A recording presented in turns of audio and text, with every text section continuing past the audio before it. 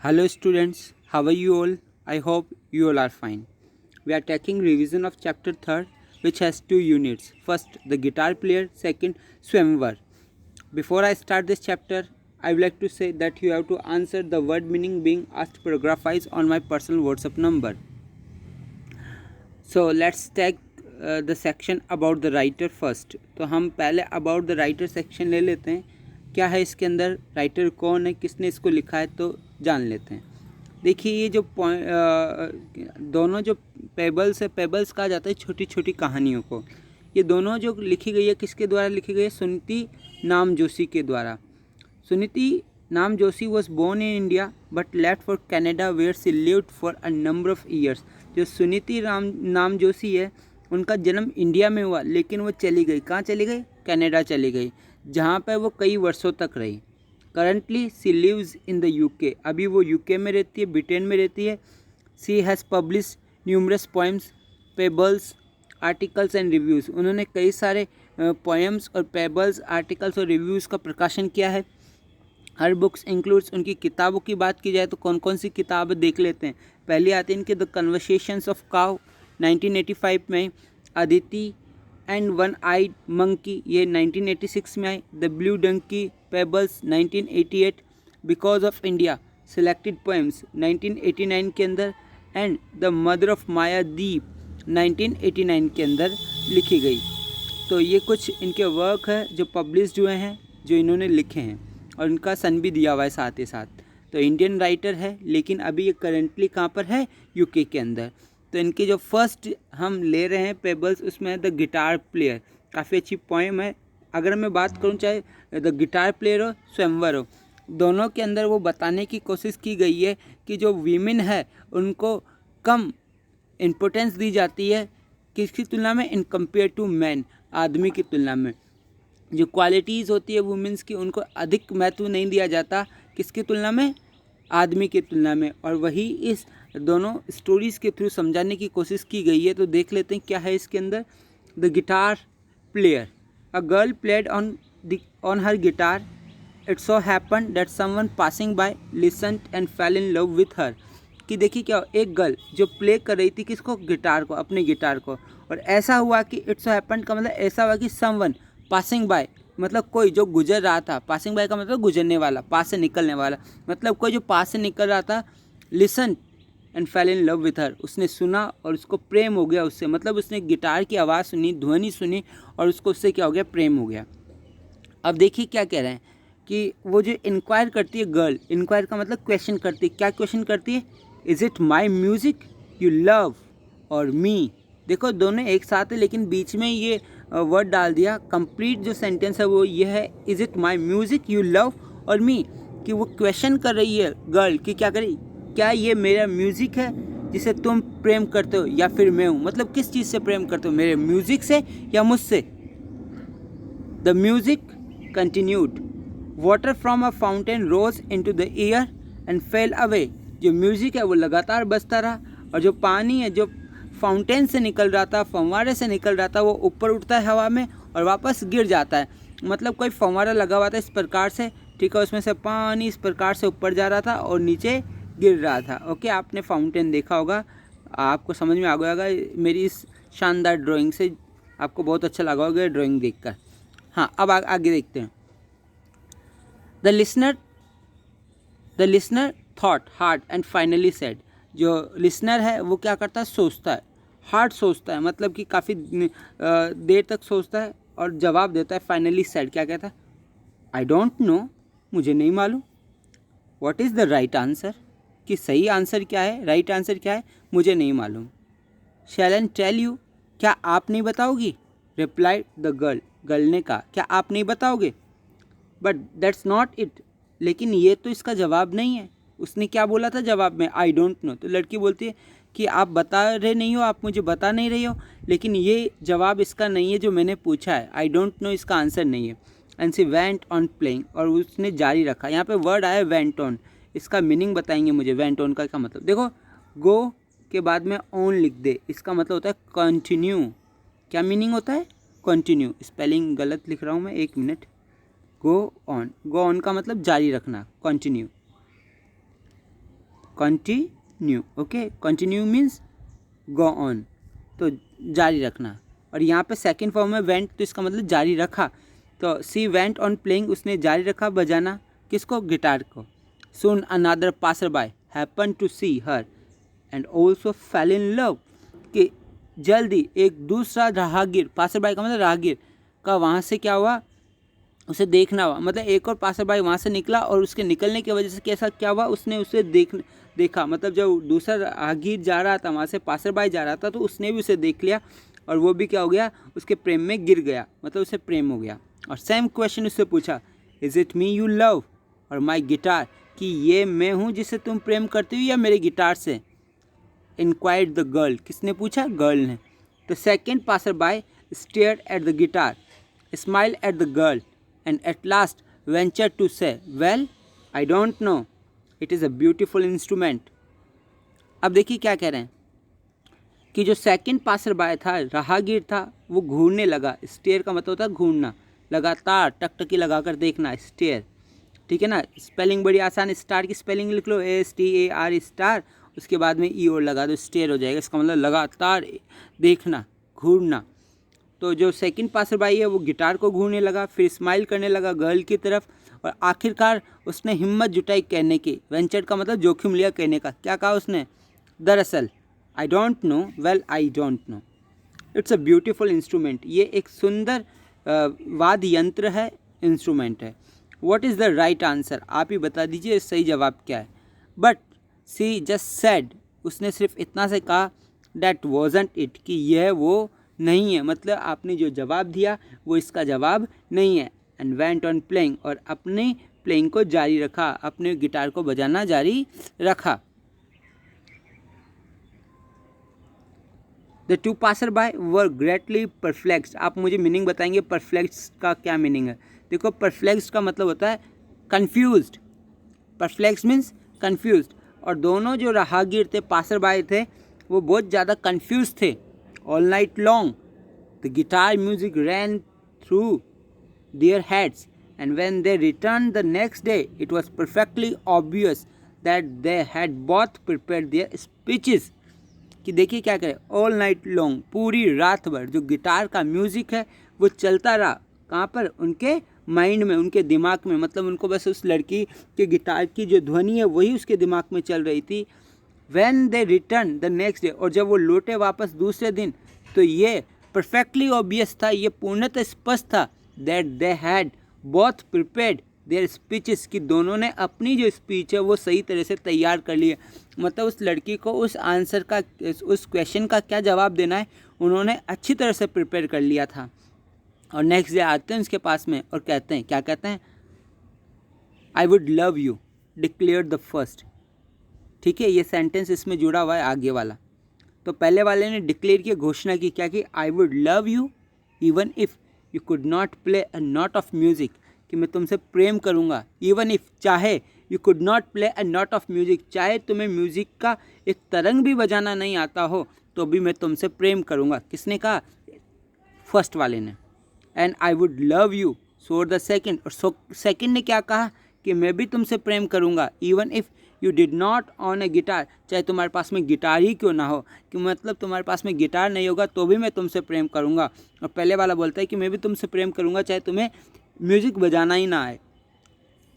लड़की बोलती है, you don't understand, replied the girl, girl ने कहा कि तुम समझ ही नहीं रहे हो, I am a musician, which me do you love if you do not care about my music at all, कि मैं एक म्यूजिशियन हूँ और मुझ में तुम क्या प्रेम करते हो, कि विच मी डू यू लव, विच मी का मतलब वो मेरी कौन सी चीज़ है जो तुम मुझसे प्रेम करते हो। If you do not care about my music at all, अगर तुम बिल्कुल भी परवाह नहीं कर रहे हो, चिंता नहीं कर रहे हो मेरी म्यूज़िक का, तो मैं कैसे मान लूँ कि तुम मुझे प्रेम करते हो।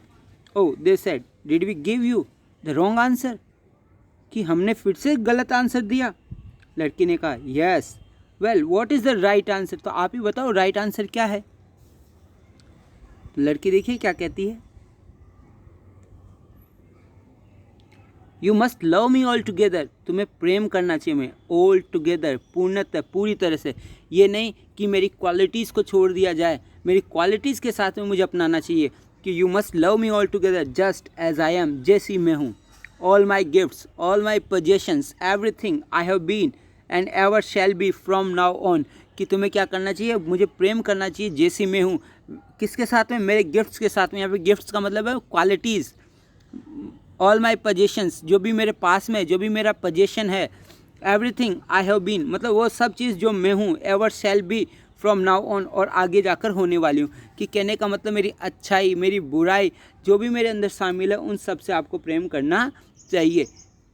अगर इसका वो ये कहना चाहती है कि मैं एक म्यूजिशियन हूँ, अगर तुम मुझे इससे प्रेम करते हो तो तुम्हें मेरी जो क्वालिटी है उसकी क्या करनी चाहिए, प्रेज़ करनी चाहिए, प्रशंसा करनी चाहिए, महत्व देना चाहिए मेरी इम्पोर्टेंस को। और जबकि वो उसकी म्यूज़िक को बिल्कुल भी इम्पोर्टेंस नहीं दे रहे थे।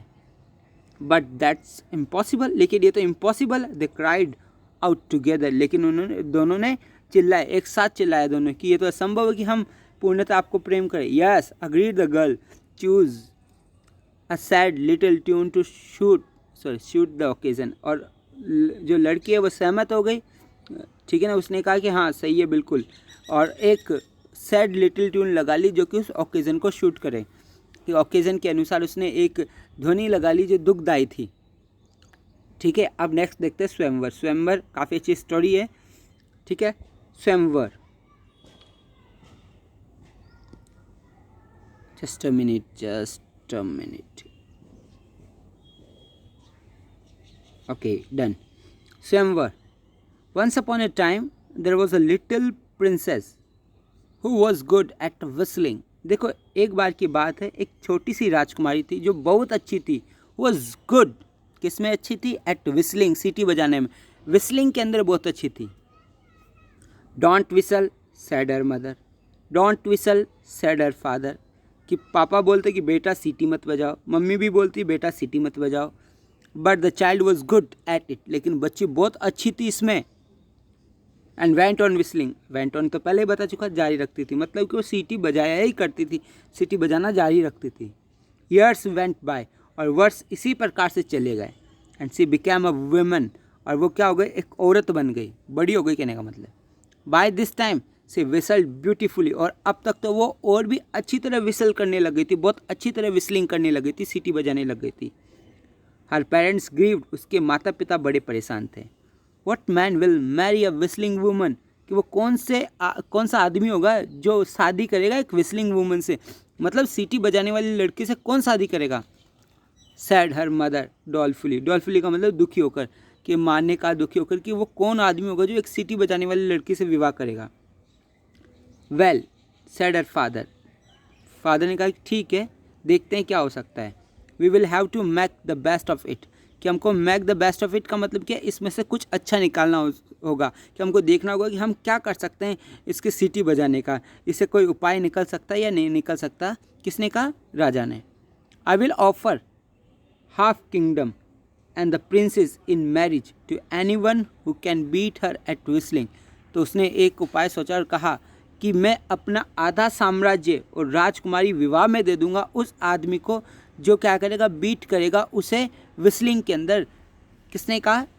राजा ने। राजा ने क्या घोषणा की? राजा ने घोषणा की कि वो आदमी जो कि राजकुमारी को हरा देगा सीटी बजाने में, उसे आधा साम्राज्य और राजकुमारी विवाह में दे दी जाएगी। The Kings offer was duly proclaimed, और जो राजा का ऑफर था उसे पूर्णतः क्या किया गया? प्रोक्लेम्ड किया गया, बताया गया, उसकी घोषणा की गई। Soon the palace was jammed with shooters whistling, it was very nosy. अब देखो क्या करें, यहाँ पे एक वर्ड आया शूटर, ये देखो, एक तो शूटर होता है, एक शूटर होता है, तो ये लिखा हुआ है SUIT, सूट से बना हुआ है। और सूट कब पहन के जाते हैं? जब शादी होती है, ठीक है ना। शादी के लिए कोई देखने वाले तो हम सूट पहन लेते हैं। तो शूटर्स कौन है? कि वो कॉम्पिटिटर्स, ठीक है ना, या वो पार्टिसिपेंट्स जो शादी के लिए आए। मतलब कि जो स्वयंवर होता है तो कई सारे राजकुमार होते हैं, सभी के साथ में उनका थोड़ी विवाह होता है, किसी एक के साथ में होता है। तो वो सभी जो शादी के लिए आए हैं, जो मतलब कि दूल्हा बनने में कॉम्पिटिटर्स हैं, तो वो सब शूटर्स कहलाते हैं, ठीक है ना। तो वही है competitor to become bridegroom, कि जो कॉम्पिटिटर है ब्राइड ग्रूम बनने के लिए वो सब शूटर्स कहलाते हैं। तो जो पैलेस था, जो महल था, वो जाम हो गया किससे? शूटर्स से। विस्लिंग, वो क्या करते थे? सीटी बजा रहे थे सभी के सभी, क्योंकि सभी को सीटी बजाने वाले ही चाहिए थे। इट वॉज वेरी नोजी, और ये काफ़ी शोर शराबा हो रहा था। मोस्ट वर टेरिबल, फ्यूवर गुड्स, कि बहुत अधिकतर तो बहुत भयानक रूप से बजा रहे थे, बहुत बेकार सिटी बजा रहे थे। कुछ बहुत अच्छी बजा रहे थे, but the princess was better and beat them easily. लेकिन जो राजकुमारी थी वो ज़्यादा अच्छी थी और उसने सभी को बड़ी आसानी से हरा दिया, सभी को हरा दिया भाई। सब हार गए। राजा फिर परेशान, अब किससे विवाह करूं भाई, इसने तो सभी को हरा दिया। The king was displeased but the princess said never mind father, कि जो राजा है वो डिसप्लीज हो गया। डिसप्लीज का मतलब दुखी हो गया। लेकिन राजकुमारी ने कहा चिंता मत कीजिए father, now let me set a test, कि अब मुझे एक टेस्ट लेने दीजिए। Perhaps some good will come of it, कि हो सकता है शायद इसमें से कुछ अच्छा आ जाए, कुछ अच्छा निकल आ जाए। Then she turn to the suitors, उसके बाद में वो शूटर्स की तरफ घूमती है और कहती है, क्या कहती है? Do you acknowledge that you were beaten Fairlie. Acknowledge का मीनिंग बताएंगे। एक्नॉलेज का क्या मीनिंग है? एक्नॉलेज का मतलब होता है स्वीकार करना, एक्सेप्ट। ओके, तो एक्नॉलेज मीन्स एक्सेप्ट। तो do you acknowledge that you were beaten Fairlie, क्या आप स्वीकार करते हो कि आप बीटन हो? फेयरली मतलब कि आपको ईमानदार पूर्वक हराया गया है, क्या आप ये सभी स्वीकार करते हो? तो सभी ने आवाज़ दी, दहाड़ते हुए जवाब दी, नो ऑल एक्सेप्ट वन, सभी ने कहा सिवाय एक के। सब क्या कहते थे? We think it was music और सम सॉर्ट ऑफ ट्रिक, कि सब कह रहे थे हमें लगता है कि या तो कोई म्यूजिक है ये, या किसी न किसी प्रकार की ट्रिक की है। बट वन सेड, लेकिन एक ने कहा यस यस यस। यस का क्या मतलब है? वो कह रहा है, जो क्वेश्चन पूछा गया था कि हाँ मैं स्वीकार करता हूँ कि मुझे फेयरली बीट किया गया। उसने क्या कहा? Yes he said I was beaten fairly, कि मैं फेयरली बीटन हुआ हूँ। The princess smiled and turning to her father, जो प्रिंसेस है वो स्माइल करती है और अपने पिताजी की तरफ घूमती है, ठीक है, और कहती है, क्या कहती? सी पॉइंटेड टू दिस मैन, और इस आदमी की ओर इशारा करती है, और फिर कहती है अपने पिताजी से, if he will have me she said I will marry him, अगर वो मुझे रखना चाहेगा तो मैं उससे विवाह करना चाहूँगी। तो कहने का मतलब कि दोनों स्टोरी में ये है कि उसके मदर और फादर, सेकंड जो स्वयंवर है उसमें देखो मदर भी फादर भी किस प्रकार से उसे मना करती कि सीटी मत बजाइए। मतलब कि हमारे समाज के अंदर लड़कों का सीटी बजाना सही माना जाता है, जबकि लड़कियों का सीटी बजाना सही नहीं माना जाता, गलत माना जाता है। तो जैसे कि उसकी माँ कहती है कि अगर ये सीटी बजाती रहेगी तो इससे कौन विवाह करेगा। अगर ऐसे कोई लड़का होता तो कभी भी नहीं कहा जाता कि अगर ये लड़का ऐसे सीटी बजाता रहेगा तो इससे कौन विवाह करेगा। तो ये है कि किस प्रकार से जो भेदभाव किया जाता है लड़का और लड़की के अंदर, उसको बताने की कोशिश की जा रही है इसके थ्रू। चलो, और उसके बाद में भी देखिए कि किस प्रकार से जब वो अच्छी तरह से सभी को हरा देती है, उसके बावजूद भी सभी स्वीकार नहीं करते हैं कि वो एक लड़की से हार गए, जबकि सभी ये कहते हैं कि नहीं, आपने या तो कोई जादू किया है, ठीक है, या इसमें कोई ना कोई चाल है। सिवाय एक लड़की के सभी मना कर देते हैं। इसका मतलब है कि लड़की को लड़के के तुलना में कम समझा जाता है, इक्वल नहीं समझा जाता है, जो हम इन दोनों स्टोरी के थ्रू समझने की कोशिश की है, ठीक है। तो ये हमारी जो है चैप्टर 3 ख़त्म हो गया है। आपको अच्छी तरह समझ में आया होगा, और अगर आपको ये समझ में आ गया हो तो यस ज़रूर लिख देना एक बार व्हाट्सएप पे। Goodbye, take care yourself.